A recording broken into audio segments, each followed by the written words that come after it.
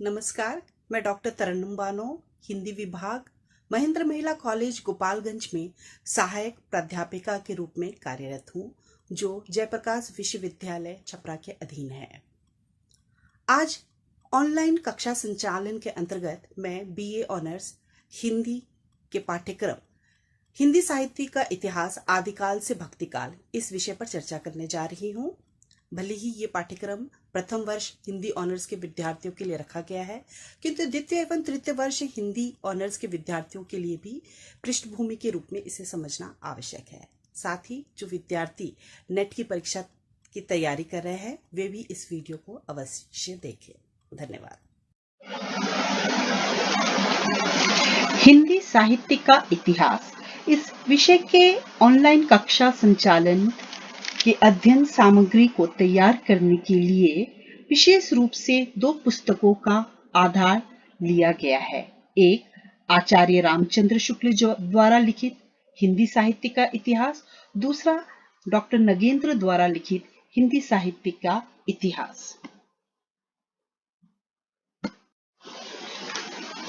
हिंदी साहित्य के इतिहास पर चर्चा करने से पहले यह जानना आवश्यक है कि किसी भी भाषा के साहित्य के इतिहास के अध्ययन की आवश्यकता क्यों होती है। साहित्य के इतिहास के अध्ययन की आवश्यकता इसलिए होती है क्योंकि साहित्य मानव सभ्यता और मानव के चिंतन मनन के क्रमिक विकास को जानने का साधन है। मानव जाति के ऐतिहासिक विकास को जानने और समझने के लिए इतिहासकार साहित्य का अध्ययन ग्रहण करता है। अब हम हिंदी साहित्य के इतिहास लेखन की परंपरा पर चर्चा करेंगे।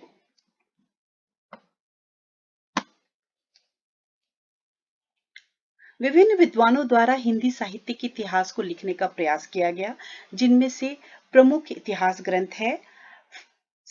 सबसे पहला नाम फ्रेंच विद्वान गार्सा द तासी का आता है, जिन्होंने इस्तवार द ला लिटरेच्यूर इंदोई हिंदुस्तानी नाम से फ्रांसीसी भाषा में सर्वप्रथम हिंदी का इतिहास लिखा। इस पुस्तक को दो भागों में प्रकाशित किया गया। प्रथम भाग 1839 ईस्वी में तथा दूसरा भाग का प्रकाशन 1847 ईस्वी में किया गया। तत्पश्चात शिव सिंह सेंगर जी ने 1883 ईस्वी में शिव सिंह सरोज नाम से हिंदी साहित्य का इतिहास लिखा। इसमें लगभग 1000 कवियों के जीवन एवं काव्य का संक्षिप्त परिचय दिया गया है। जॉर्ज ग्रियर्सन द्वारा the modern vernacular literature of Hindustan 1888 ईस्वी में लिखा गया। इसमें पहली बार हिंदी साहित्य के इतिहास का काल विभाजन किया गया। इसके बाद मिश्र बंधुओं का नाम आता है, जिन्होंने मिश्र बंधु विनोद नाम से हिंदी साहित्य का इतिहास 4 भागों में लिखा। प्रथम 3 भाग का प्रकाशन 1913 ईस्वी में तथा चौथे भाग का प्रकाशन 1914 ईस्वी में हुआ। लगभग 5000 कवियों का इसमें विवरण दिया गया है। आचार्य रामचंद्र शुक्ल जी ने हिंदी साहित्य का इतिहास 1929 ईस्वी में किया। इसे सर्वप्रथम नागरी प्रचारणी सभा द्वारा हिंदी शब्द सागर की भूमिका के रूप में प्रकाशित किया गया। बाद में संशोधित करके हिंदी साहित्य का इतिहास नाम से इसे प्रकाशित किया गया। विद्वानों ने इसे सबसे अधिक प्रमाणिक ग्रंथ माना है। हिंदी साहित्य इतिहास लेखन में अन्य विद्वानों में डॉक्टर रामकुमार वर्मा द्वारा हिंदी साहित्य का आलोचनात्मक इतिहास 1938 ईस्वी में लिखा गया। डॉक्टर हजारी प्रसाद द्विवेदी जी ने हिंदी साहित्य की भूमिका 1940 में तथा हिंदी साहित्य का आदिकाल 1952 ईस्वी में लिखा। हिंदी साहित्य का वृहत इतिहास नाम से नागरी प्रचारणी सभा वाराणसी द्वारा 16 खंडों में प्रकाशित किया गया। इसमें कई लेखकों के सामूहिक प्रयास से यह वृहत ग्रंथ लिखा गया। अब हम हिंदी साहित्य के इतिहास का काल विभाजन इस विषय पर चर्चा करेंगे। विभिन्न विद्वानों ने हिंदी साहित्य के काल विभाजन का प्रयास किया, किंतु आचार्य रामचंद्र शुक्ल जी द्वारा हिंदी साहित्य का जो काल विभाजन किया गया, उसे सबसे अधिक प्रमाणिक माना गया। उन्होंने अपने साहित्य ग्रंथ हिंदी साहित्य का इतिहास में हिंदी साहित्य का इतिहास को 4 कालों में विभक्त किया। आदिकाल, जिसे वीर गाथा काल चारण काल के नाम से भी जाना जाता है। इसका समय उन्होंने विक्रम संवत 1050 से 1375 तक माना। पूर्व मध्यकाल, जिसे भक्ति काल, स्वर्ण काल के नाम से भी जाना जाता है, इसका समय उन्होंने विक्रम संवत 1375 से 1700 माना। उत्तर मध्यकाल, जिसे रीतिकाल, श्रृंगार काल के नाम से भी जाना जाता है, इसका समय विक्रम संवत 1700 से 1900 माना गया। आधुनिक काल, जिसे गद्य काल भी कहा जाता है, इसका समय विक्रम संवत 1900 से अब तक माना जाता है। विक्रम संवत में से 57 वर्ष घटाने से ईसवी सन प्राप्त हो जाता है, अर्थात विक्रम संवत ईसवी सन से 57 वर्ष आगे का काल है। अब हम आदिकालीन राजनीतिक, धार्मिक एवं सामाजिक परिस्थितियों पर चर्चा करेंगे। तो सबसे पहले हम राजनीतिक परिस्थितियों की ओर देखेंगे। इस काल की राजनीतिक परिस्थिति वर्धन साम्राज्य के पतन से आरंभ होती है। अंतिम वर्धन सम्राट हर्षवर्धन के समय से ही उत्तरी भारत पर यवन आक्रमण आरंभ हो गए थे। हर्षवर्धन ने दृढ़ता से उनका सामना किया। हर्षवर्धन की मृत्यु ने भारत की संगठित सत्ता को खंड खंड हो जाने की सूचना दी तथा वे राजपूत राज्य सामने आए, जो निरंतर युद्धों की आग में जलते जलते अंततः विशाल इस्लाम साम्राज्य की नींव में समा गए। 8वीं शताब्दी से 15वीं शताब्दी ईस्वी तक के भारतीय इतिहास की राजनीतिक परिस्थिति हिंदू सत्ता के धीरे धीरे पतन होने तथा इस्लाम सत्ता के धीरे धीरे उदय होने की करुण कहानी है। युद्ध और आक्रमण का चारों ओर प्रभाव। आदिकाल के इस युद्ध प्रभावित जीवन में कहीं भी संतुलन नहीं था। जनता पर विदेशी आक्रमणों के साथ साथ युद्धकामी देशी राजाओं के अत्याचारों का दबाव भी बढ़ता जा रहा था।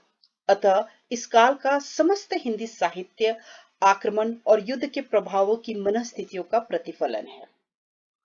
राजनीतिक परिस्थिति का साहित्य पर प्रभाव। आदिकाल के राजनीतिक परिस्थिति की एक विचित्र दिन यह है कि कोई भी एक प्रवृत्ति साहित्य में प्रधान न हो सकी। अराजकता, गृह कलह, विद्रोह, आक्रमण और युद्ध के वातावरण में यदि एक कवि आध्यात्मिक जीवन की बातें करता तो दूसरा मरते मरते भी जीवन का रस भोग लेना चाहता था। तो तीसरा एक ऐसा भी कवि था जो तलवार के गीत गाकर गौरव के साथ जीना चाहता था।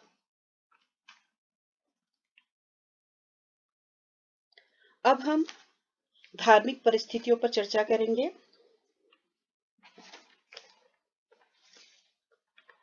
आदिकाल में जनता में जैन मत और शैव मत का सम्मान था, परंतु दोनों में परस्पर टकराहट थी।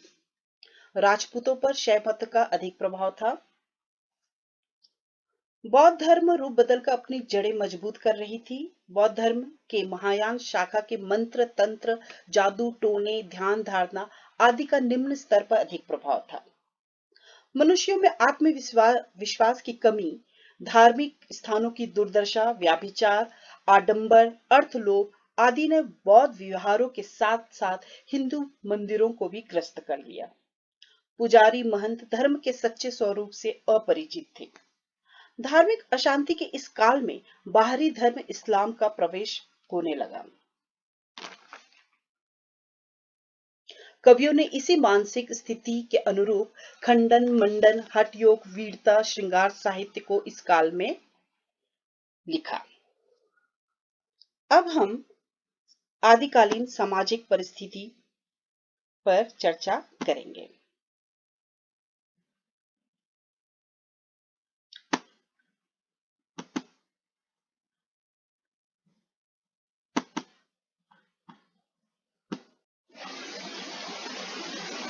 राजनीतिक तथा धार्मिक परिस्थितियों का सामाजिक परिस्थितियों पर गहरा प्रभाव पड़ने लगा। जनता शासन तथा धर्म दोनों से निराश्रित थी। युद्ध के समय जनता को बुरी तरह से पीसा जाता था। जाति पाति के बंधन कड़े थे। उच्च वर्ण के लोग मानव भोग के लिए तथा निर्धन वर्ण के लोग श्रम के लिए पैदा हुए। नारी भोग्या मात्र, क्रय विक्रय अपहरण की वस्तु थी। शिक्षा पर सामान्य जनता और नारी का कोई अधिकार नहीं था। समाज में चारों तरफ अनेक प्रकार के अंधविश्वास प्रचलित थे। अब हम आदिकालीन हिंदी साहित्य की कुछ प्रमुख रचनाओं पर चर्चा करेंगे। तो सबसे पहला नाम पृथ्वीराज रासो का लिया जाता है। यह आदिकाल की एक श्रेष्ठ रचना है जिसे चंदवरदाई द्वारा लिखा गया। चंदवरदाई दिल्ली नरेश पृथ्वीराज चौहान के सामंत और राजकवि थे। आचार्य रामचंद्र शुक्ल ने इस ग्रंथ को हिंदी का प्रथम महाकाव्य माना है। इसके 4 संस्करण प्रसिद्ध है। पृथ्वीराज चौहान के जीवन से संबंधित अनेक घटनाओं जैसे युद्ध, प्रेम, नायिका रूप सौंदर्य आदि का इसमें चित्रण किया गया है। इस काव्य में 2 प्रमुख रस का वर्णन है, श्रृंगार और वीर रस। इसे पिंगल शैली में लिखा गया है तथा इसमें 68 छंदों का प्रयोग किया गया है। बीसलदेव रासो यह एक गेय काव्य है जिसे नरपति नाल द्वारा 1155 ईस्वी में लिखा गया। इसके रूप में परिवर्तन होता रहा है। इसमें भोज परमार की पुत्री राजमती और अजमेर के राजा राज्य बिसलदेव तृतीय के विवाह, वियोग एवं पुनर्मिलन की कथा प्रस्तुत की गई है। यह काव्य नारी गरिमा की दृष्टि से अत्यंत महत्वपूर्ण काव्य है। प्रकृति का इसमें रमणीय चित्रण किया गया है। खुमान रासो 9वीं शताब्दी में दलपत विजय द्वारा इसकी रचना की गई। राजाओं के युद्ध और विवाह का वर्णन, शत ऋतु वर्णन आदि का इसमें चित्रण किया गया है।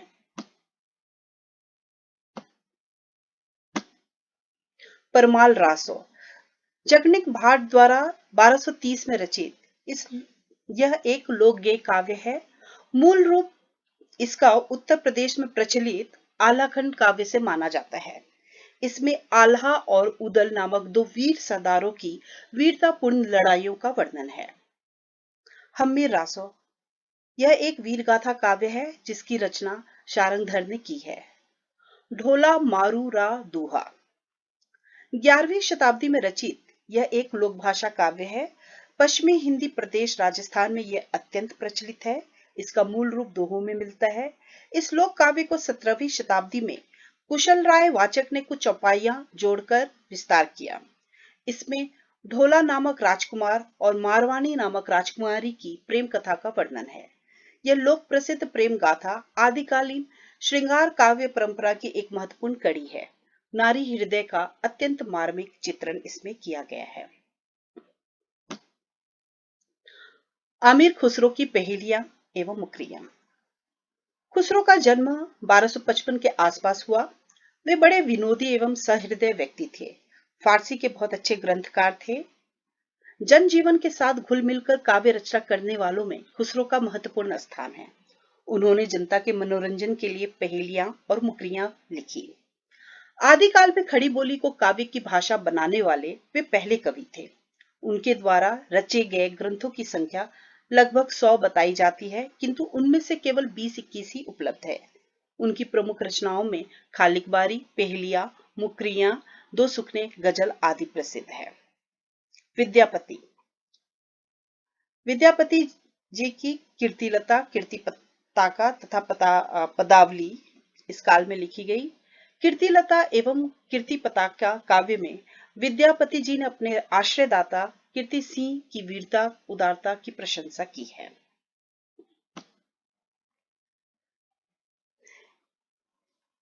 इन ग्रंथों के आधार पर आदिकालीन हिंदी साहित्य की कुछ प्रमुख विशेषताएं